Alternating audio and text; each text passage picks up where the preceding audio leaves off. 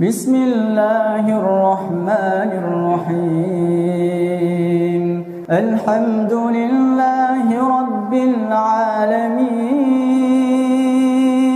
Ar-Rahmanir-Rahim. Maliki yawmiddin. Iyyaka na'budu wa iyyaka nasta'in. اهدنا الصراط المستقيم صراط الذين أنعمت عليهم غير المغضوب عليهم ولا الضالين.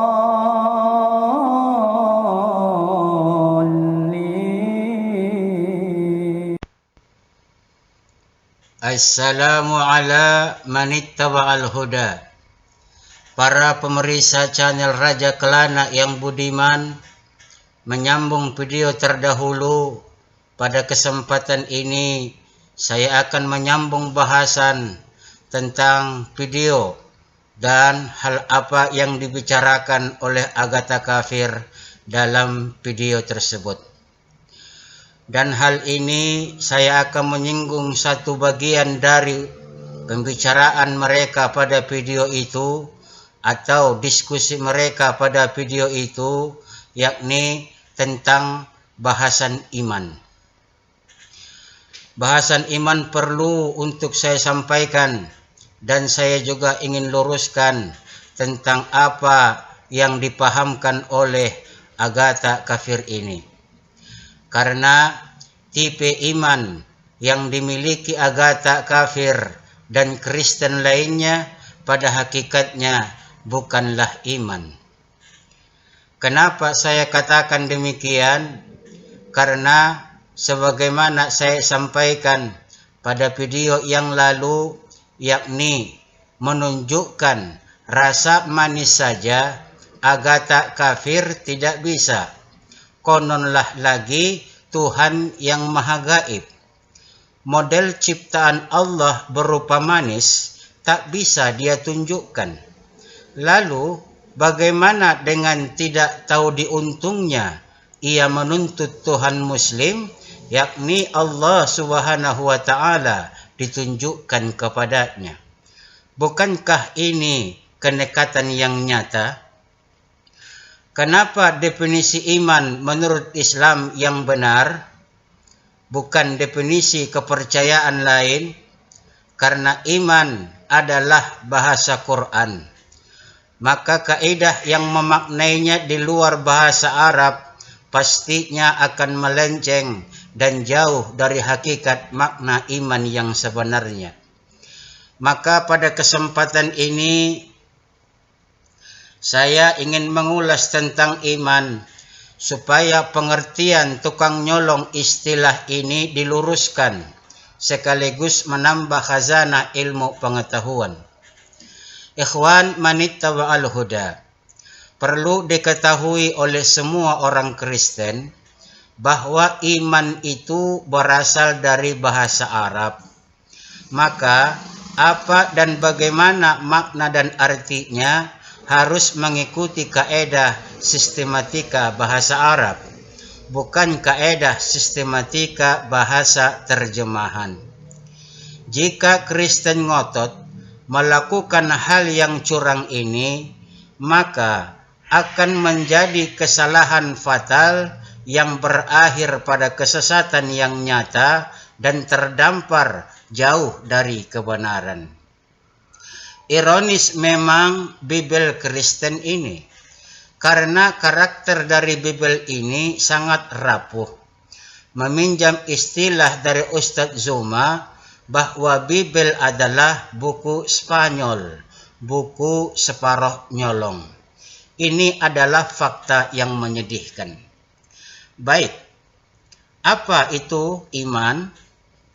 Iman secara etimologi adalah amana, yang berarti aman, tentram, dan damai. Sementara secara istilah atau syar'i, iman adalah rasa aman yang muncul dari hal yang diyakini dengan bulat tanpa dicemari oleh zanni, syak, dan waham. Yang mana keyakinan itu dibenarkan oleh hati, ditopang oleh akli, diikrarkan dengan lisan, serta dipraktekkan dengan anggota badan.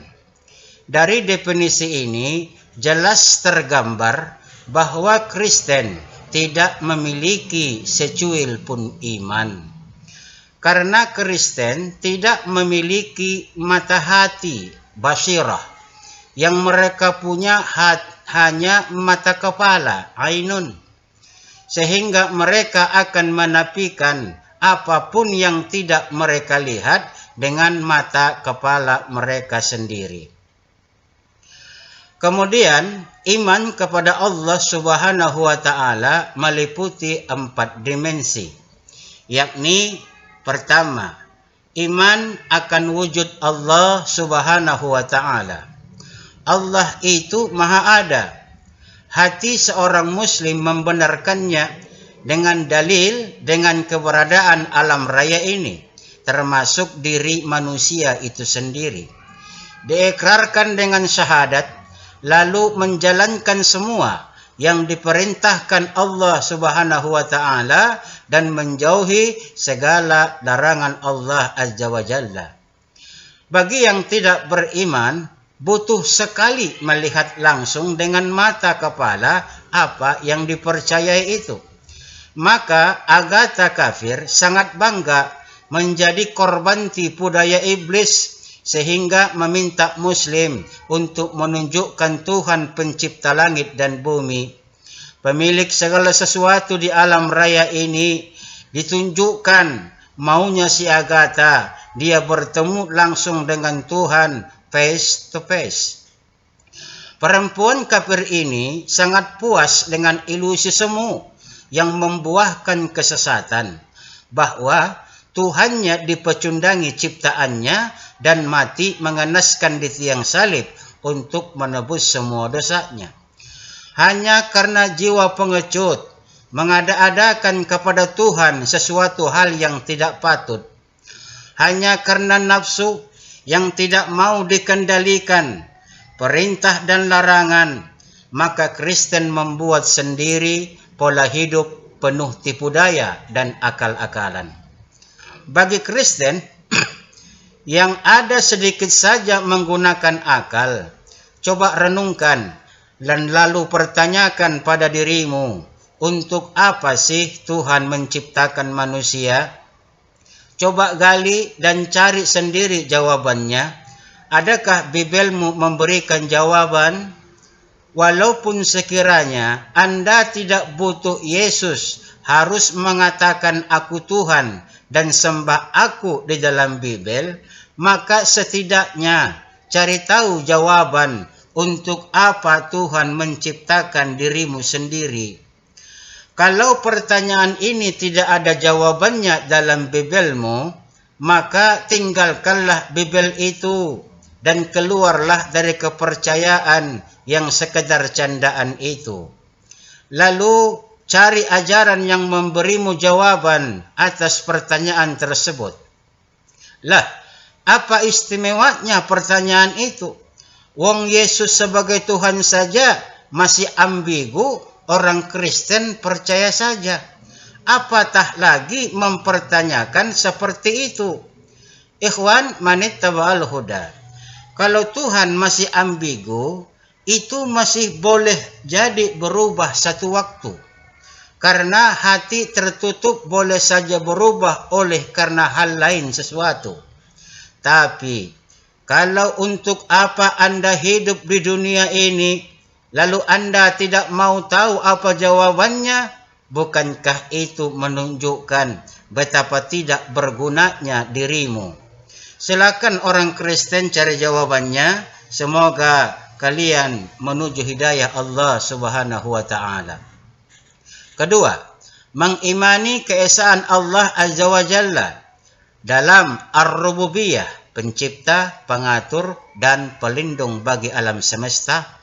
Ketiga, mengimani keesaan Allah Azza wa Jalla dalam hal al-uluhiyah, hak untuk disembah dan diibadahi.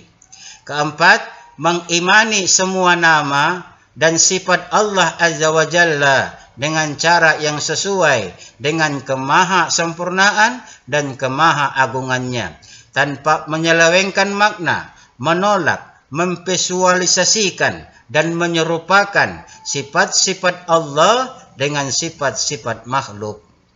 Maka barang siapa yang menyelewengkan makna ayat-ayat dan hadis-hadis tentang sifat-sifat Allah Azza wa Jalla, berarti dia belum mewujudkan keimanan yang sempurna kepada Allah Azza wa Jalla. Ikhwan manittaba'al huda, ada satu hal yang selalu digembar-gemborkan oleh orang Kristen ini ketika terpojok. Terpojok karena Bibelnya menghantam kepercayaannya sendiri, yaitu bahwa kepercayaannya adalah kasih. Kasih. Ini tameng yang mereka gunakan ketika mereka tersudut oleh data dan fakta. Kata ini ibarat pegangan terakhir untuk menyatakan bahwa kepercayaan mereka memiliki nilai di depan orang lain. Dan saya yakin bahwa orang Kristen ini tidak tahu takrif atau definisi kasih yang disampaikan dan diajarkan oleh Nabi Isa alaihissalam saat berargumentasi dengan ahli Taurat pada catatan Matius 22:36 nomor 36 sampai 40. Guru, hukum manakah yang terutama dalam hukum Taurat? Jawab Yesus kepadanya, kasihilah Tuhan Allahmu dengan segenap hatimu dan dengan segenap jiwamu dan dengan segenap akal budimu. Itulah hukum yang terutama dan yang pertama. Dan hukum yang kedua yang sama dengan itu ialah kasihilah sesamamu manusia seperti dirimu sendiri. Pada kedua hukum inilah tergantung seluruh hukum Taurat dan kitab para nabi. Orang Kristen sebenarnya hukum kasihnya tidak ada, karena hukum kasih itu ada di dalam Taurat. Sementara menurut kepercayaan yang diajarkan Paulus kepada Kristen bahwa hukum Taurat sudah dibatalkan oleh kematian Yesus. Tercatat dalam Efesius 2 nomor 15, sebab dengan matinya sebagai manusia ia telah membatalkan hukum Taurat dengan segala perintah dan ketentuannya, untuk menciptakan keduanya menjadi satu manusia baru di dalam dirinya, dan dengan itu mengadakan damai sejahtera. Dari pernyataan ini, Paulus mengatakan praktek kasih dengan perbuatan atau dengan penjelasan iso tidak perlu lagi.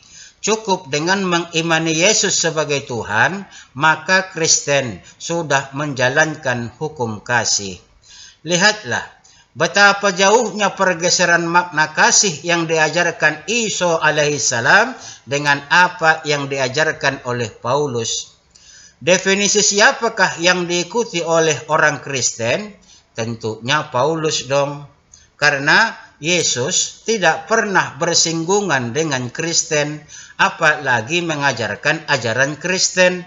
Yesus hanyalah sembahan saja, tidak lebih dari hanya sekedar sembahan. Sementara ajaran Kristen semuanya berasal dari batok kepala Paulus. Apakah makna kasih yang diajarkan oleh Nabi Isa alaihissalam? Perhatikan ikhwan manittaba'al huda. Kasih kepada Allah adalah melakukan apa yang diperintahkan Allah dan menjauhi apa yang dilarang oleh Allah dengan segala dan segenap keikhlasan hati, segenap semangat jiwa, dan segenap ilmu akal. Lalu kasihilah manusia seperti dirimu. Artinya, perlakukan manusia dengan baik, motivasi manusia untuk melakukan ketaatan dan menjauhi larangan Allah, dan mencegah manusia dari penyimpangan dan kedurhakaan kepada Allah. Lalu, bagaimana Kristen bisa disebut kasih kepada sesama menurut ajaran Isa alaihissalam, sementara Kristen menyembah dan mengarahkan anak dan istrinya untuk menyembah selain Allah? Kasih kepada Allah dan kasih kepada manusia diselewengkan Paulus 180 derajat, dan orang Kristen mengikutinya, dan memang hal ini sudah diisyaratkan oleh Nabi Isa alaihi salam pada catatan Yohanes 5 nomor 42 sampai 43. Tetapi tentang kamu, memang aku tahu bahwa di dalam hatimu kamu tidak mempunyai kasih akan Allah. Aku datang dalam nama Bapakku dan kamu tidak menerima aku. Jikalau orang lain datang atas namanya sendiri, kamu akan menerima dia. Orang Yahudi sebagian besar menolak Nabi Isa alaihi salam, walhal Nabi Isa datang atas perintah Allah.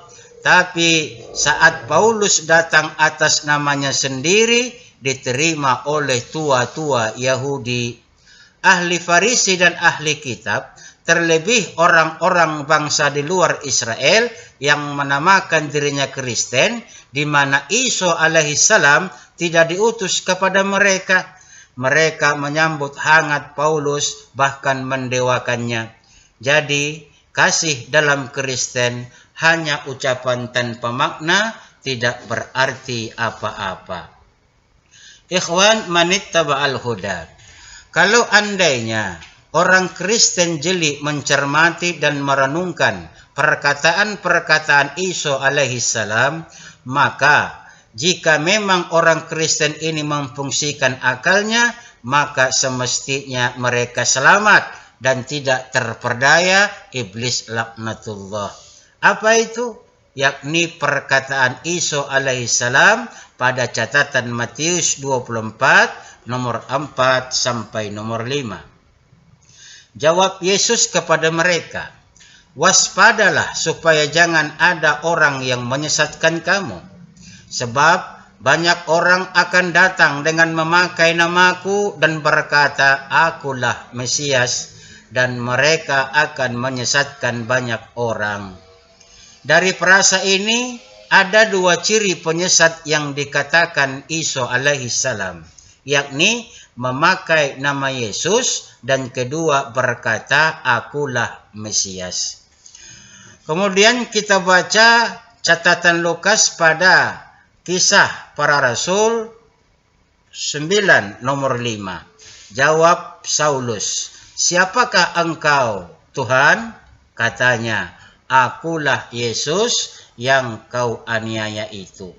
Pernyataan ini seiras dengan Matius 24 nomor 5, memakai namaku. Jika Kristen benar-benar pengikut Isa alaihissalam dan melaksanakan nubuatan Isa alaihissalam ini, walaupun Isa tidak diutus untuk mereka, maka mereka akan bersegera melepaskan diri dari jerat iblis laknatullah dan meninggalkan Kristen. Karena Kristen adalah kepercayaan yang didirikan atas rekayasa penyesat.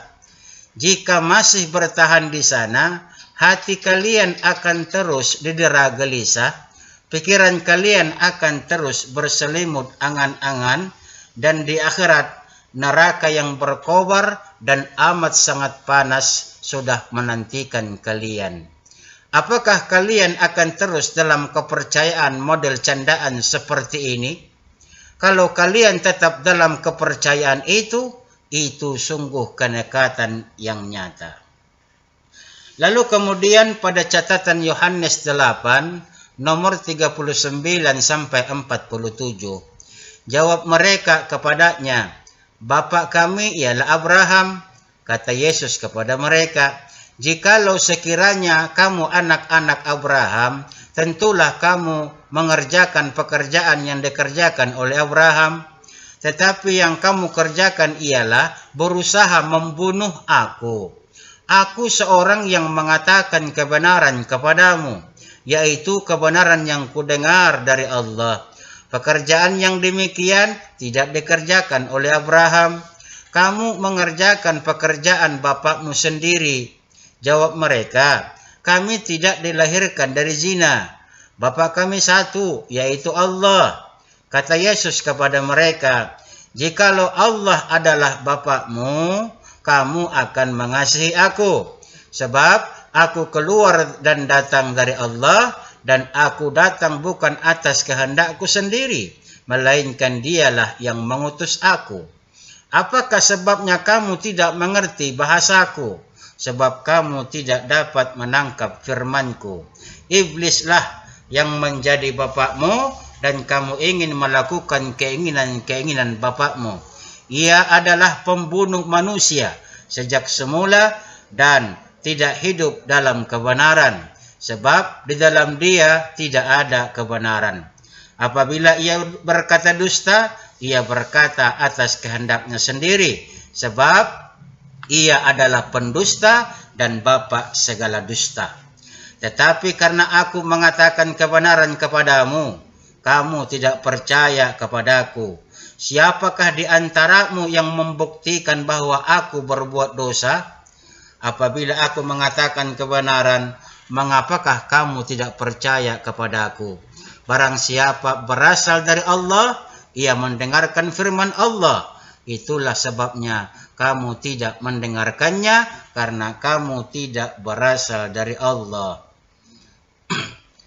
Apapun alasannya, Allah Subhanahu wa Ta'ala tidak ridho nabi dan utusannya dibunuh.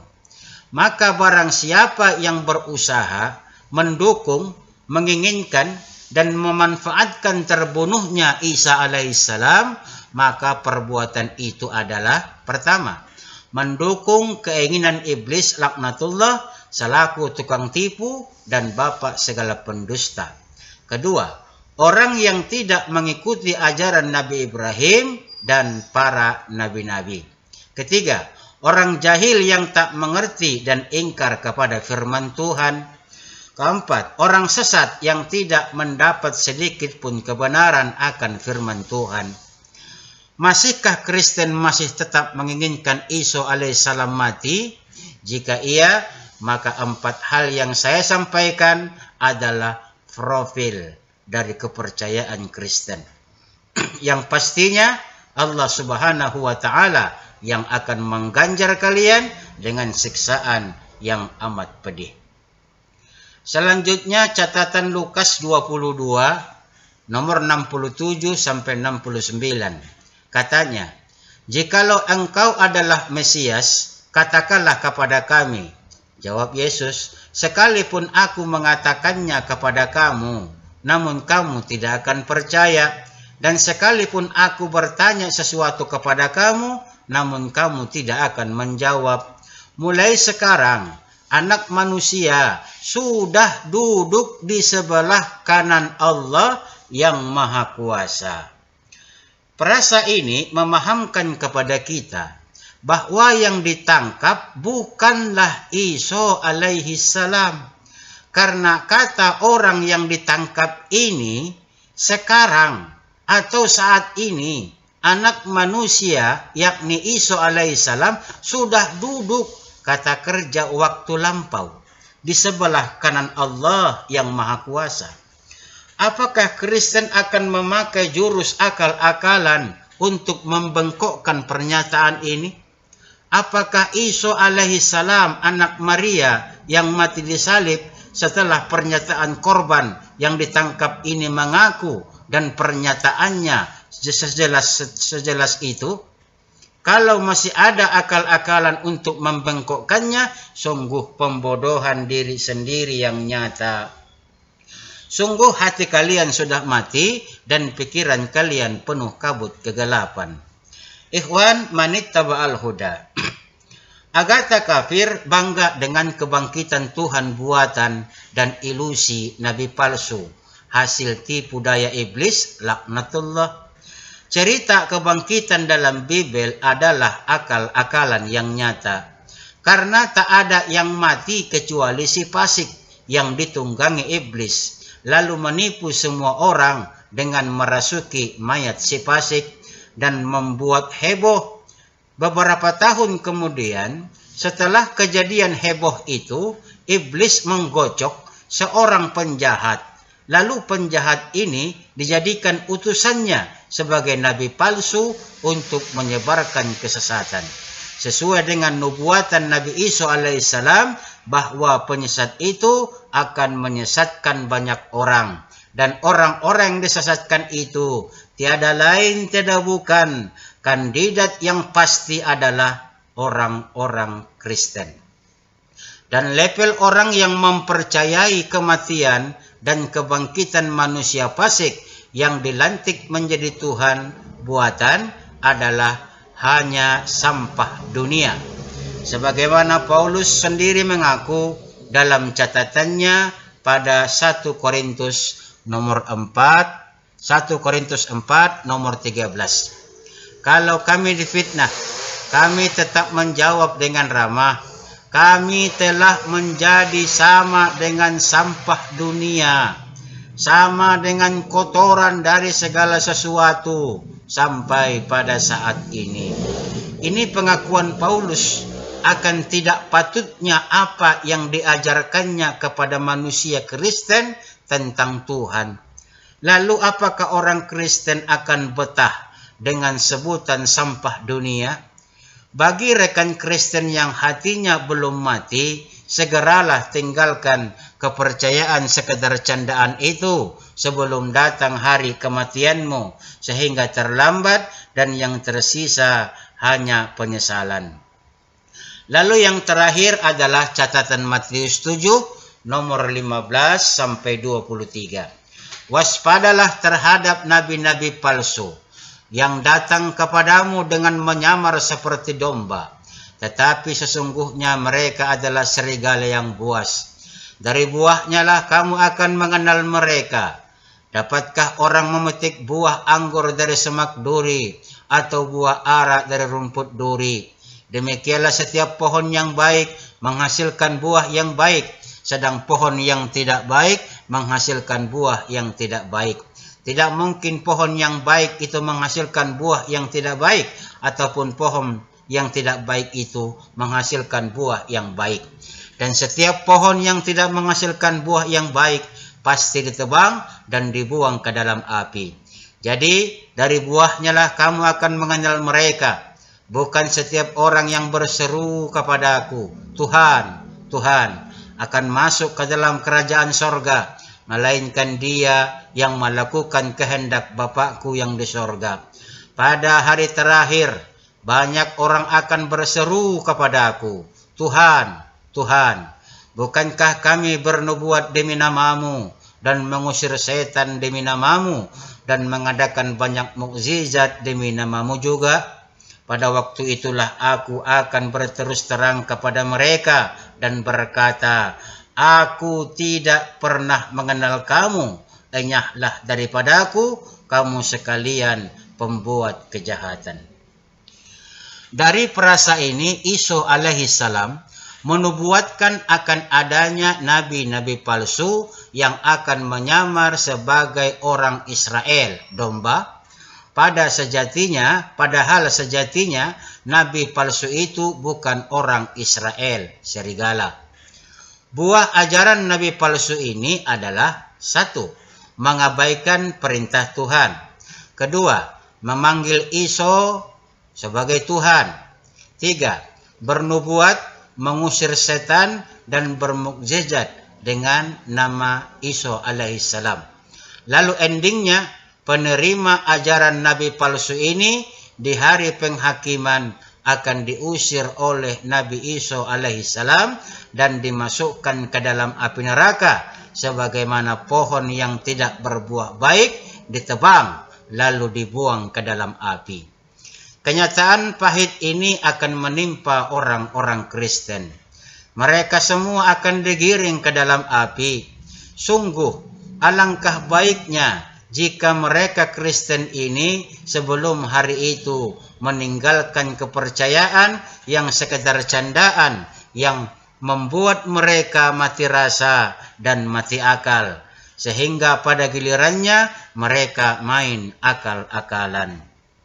Bayangkan saja, saking akal-akalannya Agatha kafir ini, dia merubah Yudaisme 11 murid Yesua atau Isa alaihissalam jadi Kristen. Petrus, Filipus, Bartolomeus, Thomas, Yakobus, dan lain-lain katanya Kristen. Sementara ciri orang Kristen adalah menyembah iblis yang menyamar sebagai Isa alaihissalam. Dan orang Yunani menyebutnya dengan nama Yesus. Apakah 11 murid Isa alaihissalam ini menyembah makhluk yang bernama Yesus dan mengajarkannya kepada orang lain? Tentu tidak. Fitnah Agatha ini memang sadis pada murid Isa alaihissalam. Lalu orang Kristen tidak boleh bersunat. Sebab kalau bersunat, maka Tuhan Yesus Kristen tidak berguna baginya. Apakah 11 murid Isa alaihissalam akan menerima buah simalakama ini? Mereka harus mengajarkan tidak boleh bersunat, sementara mereka dan kaumnya bersunat. Dan sunat bagi bangsa Israel adalah perjanjian kekal. Sungguh Agatha kafir ini tidak punya urat malu menjadikan semua murid Isa alaihissalam menjadi murid-murid durhaka. Betapa kejamnya orang Kristen memperaming 11 murid dan orang-orang Israel. Orang Kristen semuanya halal. Apakah 11 murid Nabi Isa alaihissalam akan sanggup membuang kitab Nabi Musa dan kitab para nabi demi mengikuti ajaran Paulus si nabi palsu? Bagaimana kebenaran yang disampaikan para nabi bisa berubah demi birahi sesat orang Kristen seperti Agatha kafir ini? Sungguh kezaliman yang nyata, duhai Agatha kafir. Dan bagi saudaraku seakidah, ketika berdialektika di sosmed dengan apologet Kristen, ada 3 hal yang mesti saudaraku ingat. Yakni pertama, pertahankanlah kalimat syahadatain yang sudah dicamkan selama ini. Karena kalimat ini adalah kunci untuk kebaikan kehidupan di akhirat. Walaupun syahadatain ibarat pelita yang hendak padam, yang pasti jangan sampai padam.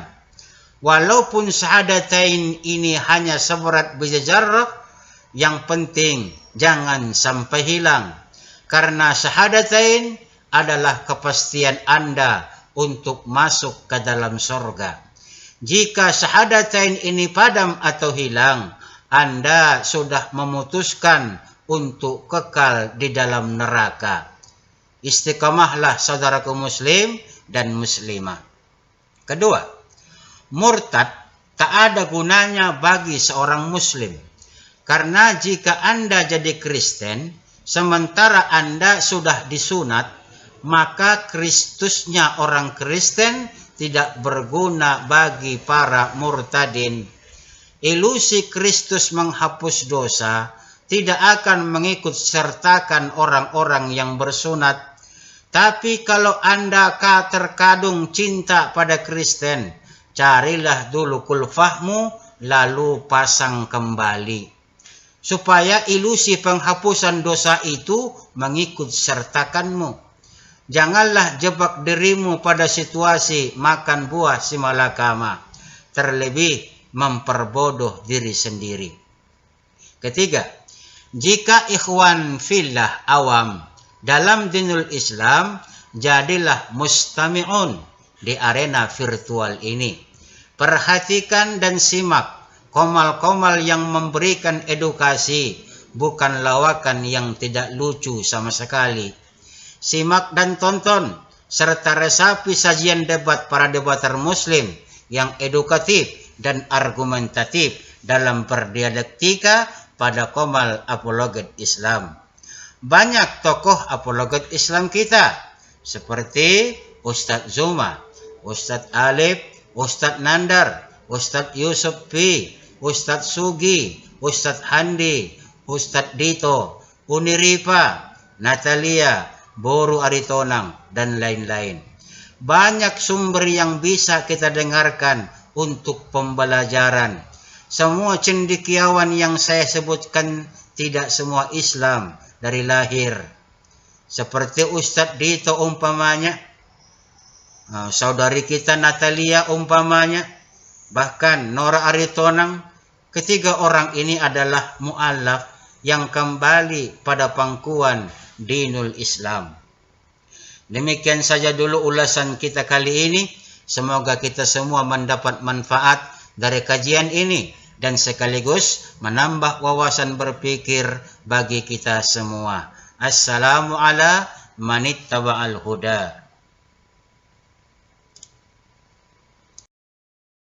اللهم إني أسألك بأني أشهد أنك أنت الله لا إله إلا أنت الأحد الصمد لم يلد ولم يولد ولم يكن له كفوا أحد.